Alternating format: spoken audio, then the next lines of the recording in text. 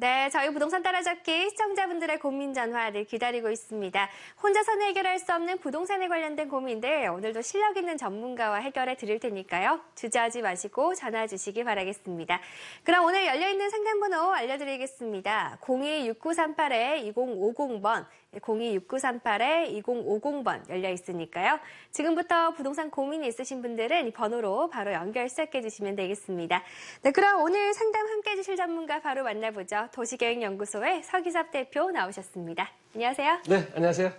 네, 화창한 봄날처럼 이제 부동산 시장도 시장 자체가 완만하게 상승을 하고 있다라고 지금 판단이 되어지고 있습니다. 국토연구원에서 주택 매매 지수, 소비 심리 지수를 한번 발표를 했죠. 그래서 이 수치가 120.1을 기록했습니다. 매월 3포인트씩 상승함으로써 120을 돌파를 했는데요. 115가 넘으면은 화랑이다라고 부동산 가격이 상승한다라고 진단되는 지수죠. 따라서 서울 분양권 시장 같은 경우도 작년 10월에 하루에 30건 정도 했는데요. 최근에는 하루에 32건으로서 작년 10월보다 분양권 거래가 더 많이 되고 있어요. 분양권 거래가 많다는 것은 그만큼 가격이 올라갈 가능성이 많다라고 보여집니다. 1월 달에 19건 정도 됐는데요. 1월을 저점으로 해서 2월 달, 3월 달 계속적으로 상승하고 있는 모습을 보여주고 있다라고 볼 수가 있겠습니다. 그리고 이제 좀 과열 분위기도 감지되는데요. 이제 청약 조정 지역이라 그러죠. 한 37개 정도가 청약 조정 지역이 있는데 이러한 청약 조정 지역 중에서 31개 지역이 입주 시까지 분양권 전매를 금지하든지 아니면 1년 6개월 동안 분양권 전매를 제한하는 이런 지역들이 있습니다. 이런 지역들을 제외한 나머지 광교랄지 부산이랄지 고도 국제 신도시를 중심으로 87대 1에서 228대 1까지 상당히 과열되는 모습을 보여주고 있다. 따라서 청약 조정 지역 중에서 31개의 전매 제한이 있는 지역을 제외한 나머지 한 6개, 7개 지역들이 앞으로 꾸준히 청약이 더 이어질 거라고 판단이 되지만 우리가 투자를 할 때는 미래가치, 그 다음에 이게 완전히 입주 때 프리미엄이 상승을 할 것인지 또 공실률 이런 것들을 꼼꼼히 따져보고 투자를 해야 되겠다. 이렇게 판단이 되어지고 있습니다. 네, 이제 봄바람과 함께 부동산 시장이 지금 온화한 모습을 보이는 것 같죠? 또 투자 고민, 또 내 집 마련 고민도 깊어지실 텐데요. 오늘 고민 있으신 분들 전화 걸어주시기 바라겠습니다. 상담번호 026938-2050번 열려 있습니다. 네, 그럼 저희 고민 전화 받는 동안에요. 이번 주 부동산 이슈 살펴보겠습니다. 오늘 어떤 내용 준비하셨나요? 네, 이제 뭐니 해도 이제 금융 이슈죠. 그래서 DSR이라는 제도를 새로이 도입을 했고, 네. 주택담보대출에 대해서 중도금 대출을 제한을 하는 어떤 액션이 들어가서 건설사들이 상당히 힘든 지역이 나타나고 있다라고 볼 수가 있겠습니다. DSR을 지금 도입을 해가지고 시중은행에서 연간 금융부채 원리금 상환액 상당히 좀 어렵습니다, 말이. 연간 금융부채 원리금, 원금과 이자 상환액을 내 연봉으로 나눠가지고 이게 300%를 넘으면 대출을 하지 않겠다라는 것이죠. 따라서 주택담보대출 한도가 줄어들고 신용대출 한도도 줄어드는 결과가 나타나고 있다. 이렇게 볼 수가 있겠습니다. 앵커님 혹시 마이너스 통장 쓰시나요? 저 아직 써본 적 없어요. 네. 마이너스 통장. 상당히 꼼꼼하게 사시는 모양이네요. 일반적으로 이제 직장인들 같은 경우는 마이너스 통장은 뭐 하루를 써도 되고 일주일을 써도 되고 쓴 기간만 이자를 내기 때문에 이자가 그렇게 크지 않습니다. 마이너스 한 3천만 원에서 뭐 5천만 원 정도 일반적으로 마이너스 통장을 쓰는데요. 신용대출하고 마이너스 통장하고 캐피탈, 카드론까지도 전부 이제 DSR에 이제 분자로 들어가게 되는 것이죠. 따라서 그만큼 대출이 위축될 것이다라고 판단이 되어집니다. DTI는 지금 60%죠. DTI는 60%인데 DTI 같은 경우는 주택담보대출 원리금 플러스 나머지는 이자만 계산하는데 DSR은 나머지 대출까지도 원금까지 다 포함하는 이런 개념이다라고 이해를 하시면 되겠습니다. 좀 어려운 개념인데요. 예외적으로 이제 신규 대출에만 이제 DSR을 적용하고 기존 대출에는 DSR을 적용하지 않겠다라고 지금 발표를 했고요. 전세자금 대출과 정책자금 대출은 이제 모기지죠. 그러니까 저소득층을 위한 모기지, 보금자리론이랄지 이런 걸 정책자금 대출을 하는데 이럴 때는 봐주겠다는 것이죠. DSR 산출 시에는 배제를 하는데 산출시에는 포함을 하는데 이제 적용을 하지 않겠다라는 의미입니다. 해서 지금 현재 국민은행이 DSR 규제 비율을 300%로 했는데 신용도가 좀 안 좋은 경우에는 250%, 신용도가 좋은 경우는 400%, 이게 이제 DSR 가이드라인이 되지 않을까라고 판단이 되어지는데요. 하나은행, 우리은행, 농협 같은 경우도 지금 예정이 돼 있고 제2금융권 같은 경우도 2017년 하반기에 확대 방침이다 이렇게 발표를 하고 있습니다. 신규 가능 대출은 이제 전세자금 대출 보통 한 2억 정도 쓰고 계신 분들이 계시는데 전세자금에 대해서 2억에 대한 이자가 한 400만 원에서 500만 원쯤 되는데요. 첫 해에는 500만 원만 계산이 되죠. 이자만.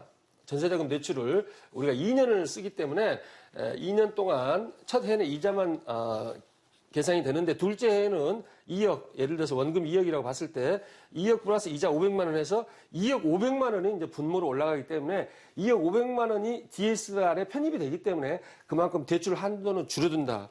아까 연봉 5천만 원을 이야기했는데요. 연봉 5천만 원 같은 경우는 1억 5천만 원까지만 300%니까 1억 5천만 원까지만 대출을 받을 수가 있죠. 그런데 이게 만약 2억짜리가 들어가면 대출을 전혀 못 받는 상황이 나타날 수 있다라고 볼 수가 있겠습니다. 그래서 DSR 3단계 로드맵인데요. 지금 DSR 적용을 위해서 표준 모형 한 300%쯤 이렇게 지금 개발을 했고요. 신 DTI를 개발을 해서 신 DTI를 2018년부터 은행권에 적용을 하겠다라고 지금 발표를 하고 있고 3단계 2019년에는 금융회사 건전성 감독 지표로 활용하겠다. 다시 말해서 DSR을 안착시키고 정착시키겠다는 정부의 의지를 볼 수가 있겠습니다. 이거는 이제 주거용 부동산, 소매금융이고 이제 도매금융이라고 해서 PF라고 있는데 이러한 PF 대출도 좀 빡빡할 뿐더러 이건 사실상 이제 PF라고 볼 수가 있는 대출이죠. 무슨 대출이냐면 아파트 중도금 집단 대출이에요. 그래서 1차 중도금부터 한 5차나 6차 중도금까지 해서 10%씩 이렇게 대출을 해주는데 이러한 중도금 대출을 막아버리면은 이 중도금을 받아서 건설을 해야 되는데 중도금 대출을 막아버리면은 상당히 문제가 발생하겠죠. 그래서 계약률이 95%라는 거는 1000세대쯤 분양을 했을 때는 950세대가 계약이 됐다라고 했을 때는 굉장히 잘 나가는 괜찮은 사업장이에요. 그런데 이러한 사업장도 한 50% 정도가 지금 대출이 불가라고 지금 나오고 있고요. 따라서 이제 중소형 건설사 같은 경우 신규 분양을 중단할 수밖에 없겠죠. 대출이 해주지 않으면 계약금 10%만 받아가지고 건축을 다 할 수 없겠죠. 30층, 35층 올리려면은 중도금을 일부 받아갖고 건축비로 써야 되는데 이런 것들이 문제가 지금 발생하고 있다. 따라서 중도금 이제 미입금 시에는 이제 공사를 중단하고 협력업체가 도산하는 이런 문제가 지금 발생할 가능성이 있다. 그래서 주택금융규제 긴급 진단 세미나를 해서 이제 국토교통부 차관도 오시고 해가지고 세미나를 했는데 금융회사는 이제 팔짱만 끼고 있어요. 그래서 은행들이 분양률을 보고 리스크를 판단해서 대출 여부를 결정할 뿐이지 우리가 금융위원회에서 뭐 지시를 하지는 못하겠다라고 팔짱만 지금 끼고 있습니다. 따라서 지금 8월 달에 대출 규제가 됐기 때문에 2017년 1월 달에 지금 보통 1차 중도금이 되고요. 5월 달에 지금 2차 중도금이 되는데 이것까지는 이제 유예가 가능하죠. 일반적으로 건설사들이 자체 자금이 있기 때문에 자체 자금으로서 1차 중도금을 넣는다 손 치더라도 2차, 3차, 4차 중도금 계속 들어오지 않으면 건설이 중단될 위기에 처해 있다라고 볼 수가 있겠습니다. 따라서 지금 분양 물량하고 중공 물량이 증가를 하기 때문에 중도금 대출하고 주택담보대출도 지금 증가를 하고 있다라고 볼 수가 있겠습니다. 이제 가계대출을 한번 살펴보면요, 지금 가계대출 하는데 우리나라 가계대출이 지금 1,344조인데 1,344조 중에서 41.8%, 561조만 이제 주택 관련 대출이에요. 주택 관련 대출. 이 주택 대출 중에서 이 집단 대출, 다시 말해서 중도금 집단 대출 같은 경우는 9.7%, 한 10% 정도도 안 되죠. 따라서 학계에서는 주택담보대출은 가계 신용의 50% 이하라면 가계 부채 증가의 주요한 원인이 아니다라고 지금 발표를 하고 있습니다. 학계에서는 부동산학 학계죠. 그래서 주택담보대출 연체율 같은 경우도 이제 0.19나 0.29인데 가계 신용대출 같은 경우는 0.42 상당히 높게 나오고 있죠. 주택담보대출보다는. 그래서 제2금융권만 지금 좋아지는 지금 형국을 보이고 있는데 제2금융권 중도금 대출이 3.8에서 4.5로 가던 게 5.3에서 5.5로서 1%에서 1.5%로 올려버렸어요. 몇 달 동안? 최근 2달 동안, 2달간 1%를 올렸다는 건 굉장히 많은 퍼센트를 올렸다는 것이죠. 1%로 한번 살펴보면 은행권에서 주택담보대출에 대해서 여신심사 가이드라인을 적용을 했고요. 아파트 잔금대출에 지금 1년 정도 지나서 여신심사 가이드라인을 적용을 했는데 아파트 집단대출 관리 방안이 발표가 되고 나서 지금 1월달, 2월달, 4월, 5월까지도 상당히 문제가 발생하는데 근데 여신심사 가이드라인이 뭐냐라고 살펴봤을 때 소득증빙 심사를 강화하겠다는 거죠. 소득증빙. 옛날에는 카드 같은 사용 내역이나 국민연금 의료보험 가지고 해줬는데 이제는 그런 요인들을 웬만하면 배제하겠다는 것입니다. 신규 대출은 이제 분할 상환을 한다는 것이죠. 20년, 30년, 15년 해서 보금자리론 같은 경우는 2.9에서 3.0 뭐 3.1 해서 보통 10년에서 30년 정도로 가면서 3% 내외의 분할 상환을 유도를 하고 있다라고 볼 수가 있겠습니다. 따라서 이제 연체율을 말씀드렸는데 한 2%대 주택담보대출 연체율이 생기고요. 신용대출이 0.2%, 신용대출 0.6% 정도 대출이 생기겠죠. 부실률이 연체율이 이 정도 생기니까 평균 내니까 0.4% 정도이기 때문에 담보대출이 신용대출의 한 3분의 1 정도밖에 되지 않아요. 연체율이. 그럼에도 불구하고 아파트 중도금 담보대출 규제한다는 것은 좀 문제가 있어 보인다라고 판단이 되어지고요.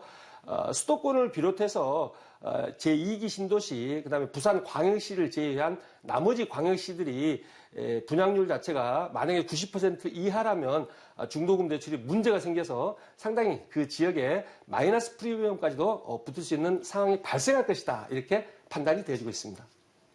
네, 오늘 서기섭 대표가 준비한 부동산 이슈들 함께 상세하게 살펴봤고요. 그럼 지금부터는 서기섭 대표와 함께 본격적으로 고민 상담 시작해 보도록 하겠습니다. 네, 상담번호 026938-2050번 계속해서 열려 있고요. 그럼 오늘 저희 먼저 걸려온 전화부터 바로 받아보겠습니다. 네, 연결합니다. 시청자님. 안녕하세요. 네, 안녕하세요. 네, 안녕하세요. 반갑습니다. 오늘 어떤 고민 갖고 계시죠? 제가 네. 경기도 안양시 동안구 관양동 네. 1456-22번지 단독주택을 가지고 있어요. 네. 근데 제가 동네 돌아다니고 보고 그러면 네. 이렇게 단독들이 빌라로 많이 재건축을 하더라고요. 네네. 그거 궁금하고요. 네. 그리고 월곶 판교 노선은 네. 착공을 하는 건지 네. 그것도 궁금하고 또 향후 제가 다가구 주택을 가지고 있는데 향후 네. 전망에 대해서 좀 의문이 돼서 전화드렸습니다. 네, 그럼 지금 동안구 관양동이 지금 다가구 주택인 거예요? 예, 아, 다가구 주택이고. 알겠습니다. 지금 대지 지분이 어느 정도 되는지 아시나요? 56.2평이요. 56.2평이고요. 알겠습니다. 그렇다면 저희 향후 전망과 또 어떻게 전략을 짜야 될지 여쭤보도록 하겠습니다. 예, 네, 안녕하세요. 예, 안녕하세요. 지도를 보니까 예, 이 파란색 이거 지도 있는 집 맞나요? 예, 그러면은 이걸 제가 확대를 시켜서 한번 보면 지금 이 밑에 쪽에 보니까 평촌 스마트웨어가 있네요. 스마트웨어 시티. 그다음에 밑으로 내려가면 지금 평촌역하고 인도건역이 지금 접근성이 어느 정도 되네요. 예, 그래서 이쪽 지역에 지금 이제 2종 주거지역 같은데 이 2종 주거지역에 뭐 다가구 주택이나 다세대를 많이 짓는다는 것이죠. 예, 그래서 혹시라도 이게 뭐 공급 과잉이 돼서 이제 가격이 떨어지지 않을까라는 어떤 우려가 있는 것 같고 예. 두 번째로는 월곶하고 월곶하고 판교죠. 월곶 판교선이 이제 좀 가능한지 이제 이거를 문의하시는 것 같은데 이 공급 과잉 문제는 걱정하실 필요가 없어요. 이 아파트 이 어떤 대지가 56평이나 그러셨고 월세가 얼마 정도 나오나요? 135만 원이요. 월세가 135만, 보증금은 1억 3,500이요. 1억 3,500. 이거를 이제 만약에 매매를 하게 된다면 한 3.3제곱미터는 1,500 정도 가나요? 1,450에서 1,500 정도 지금 시세로 간다고 하더라고요. 1,400에서 1,500 정도, 이 정도 갈 거예요. 그러면은 이게 계산을 해보면은 한 8억 정도, 7억 한 5천에서 8억 정도 지금 현재 시세가 나오는 것 같은데, 현재 지금 거주하고 계신다 그러셨죠? 예, 그러면은 이거를 거주하는 비용을 거주를 하지 않는 상태라고 가정하면 수익률이 한 4% 정도 나올 것 같고요. 지금 거주한 상태에서는 한 2.5에서 3% 정도 지금 수익률이 나오죠. 예. 1억 3,500을 빼면 한 6억쯤 될 거니까. 그래서 일단 수익률이 한 3%에서 4%쯤 나오는 다가구 주택은 굉장히 양호한 겁니다. 보통 한 2% 정도밖에 나오지 않아요. 따라서 일단은 수익률이 나오기 때문에 이 공급 과잉은 이제 수익률이 좀 떨어질 수는 있지만 이게 나중에 다가구이기 때문에 가치가 올라가요. 다가구의 가치가 올라가는 폭 자체가 공급 과잉으로 인해서 가격이 하락하는 폭보다 훨씬 큽니다. 따라서 일단 보유를 하시고 월곶 판교선 같은 경우는 이제 뭐 동안구, 만안구에서 말들이 많잖아요. 그래서 9개 정거장으로 해가지고 2019년에 착공을 해요. 이게 2011년 뭐 2012년 해가지고 좀 말도 많고 좀 탈도 많았는데요. 2019년에 착공을 해가지고 2024년 정도 해서 이쪽 인도권 쪽으로 만안구 쪽에는 들어오지 않고 동안구 평촌역하고 뭐 인도권 쪽 안양역 쪽으로 해가지고 이 동안구가 많이 좋아질 거기 때문에 이 월곶 판교가 해가지고 2024년까지도 보유하셔도 무방하다 이렇게 말씀드릴게요. 예, 감사합니다. 네. 네, 당분간은 보유 전략으로 가져가시는 게 좋을 것 같고요. 그럼 저희 다음 시청자분 전화도 바로 받아보겠습니다. 안녕하세요. 네, 안녕하세요. 네, 시청자님 안녕하세요. 오늘 어떤 점이 궁금하신가요? 내년에 초등학교 들어가는 아이가 있는데, 네. 이제 학군도 웬만큼 좀 조성되고, 살기도 계속 좀 최소 10년은 계속 살 생각을 하고 있어서, 네. 계속, 송파의 가락상류 1차랑 네. 일산 쪽에 위시티 자이 1단지랑 두 개 중에서 만약에 매매를 한다면, 네. 올 가을쯤에 이사 계획이 있어서 이렇게 어디가 좀 나을지. 네네. 네, 알겠습니다. 일산 위시티자이 1단지랑 가락상용 1차 보신다는 거죠? 네네. 네, 가락상로 1차는 네. 24평이고요. 24평요. 네. 네, 일산 위시티 자이 1단지는 네. 34평이요. 34평이고요. 알겠습니다. 저희 어떤 아파트 선택할지 여쭤보겠습니다. 네, 안녕하세요. 네, 안녕하세요. 네, 반갑습니다. 네, 위시티자의 1단지가 33평이 지금 얼마 정도 간가요? 매매가로 4억 5천 정도 하는 것 같아요. 4억 4억 초반이요. 5천. 4억 3천에서 5천 사이. 전세는 한 4억 정도 나가겠네요. 네네. 그 다음에 가락상용 말씀하셨죠? 네. 가락상용 25평은 얼마 정도 가나요? 그것도 전세는 4억이고 매매가는 5억 초반이요. 매매가가 뭐 5억, 뭐 1000이나 2000 정도. 네. 이게 지금 이제 역과의 접근성 자체가 역까지 가려면은 뭐 한 20분 넘게 걸리겠네요. 만약에 도보로 간다고 하면 그래서 이제 버스를 타고 가야 될 것 같은데 이제 일기 신도시냐, 여기가 일산이 일기 신도시잖아요. 일기 신도시고 송파 같은 경우도 이제 송파 신도시급으로 지금 명칭이 되고 있죠. 가락시형 같은 경우가 9,510세대 한 만세대 되기 때문에 만세대하고 주변의 아파트들 합치면 하나의 신도시를 형성하고 있어요. 그래서 일기 신도시냐 송파 신도시냐 그러면 뭐 답은 간단하죠. 일기 신도시보다는 송파 신도시가 조금 더 가치 상승 여력이 있다. 일기 신도시 같은 경우는 지금 일산하고 분당 그다음에 산본 평촌 중동 뭐 이렇게 해서 5개가 있는데요. 일산 같은 경우가 평균 용적률이 현재 지금 도시 자체가 169%고 분당 같은 경우 한 10만 세대 살고 일산이 7만 세대 정도 지금 거주하고 있습니다. 그래서 분당 같은 경우가 뭐 한 184% 정도 되는데 용적률 자체는 일산이 분당보다 적기 때문에 나중에 재건축을 했을 때 도시가 리바이털라이제이션 해서 좀 활성화될 수 있는 이런 가능성은 있지만 분당 같은 경우가 입지가 좋아요. 입지가 좋기 때문에 일산 같은 경우가 뭐 이런 데는 용적률이 뭐 200%를 넘고 있고요. 그래서 일산 같은 경우가 169%라고 하면 앞으로 재건축이 가능하기가 좀 힘들다라고 판단이 되어져요. 이 아파트는 한 5년에서 10년 내에 좀 신축 아파트죠? 이 아파트는. 네네. 네. 신축 아파트임에도 불구하고 이 아파트 가격이 상승하지 않은 이유는 이 주변에 있는 아파트들 자체가 가격이 지속적으로 하락할 가능성이 많기 때문에 신축 아파트라고 해서 이제 역과의 접근성도 있고 해서 여기보다는 송파 신도시 송파에 있는 가락쌍용 이게 지금 경찰병원역 옆에 있죠? 네네. 이쪽으로 선택을 하셔가지고 이 아파트는 한 20년 정도 됐을 거예요. 그래서 네네.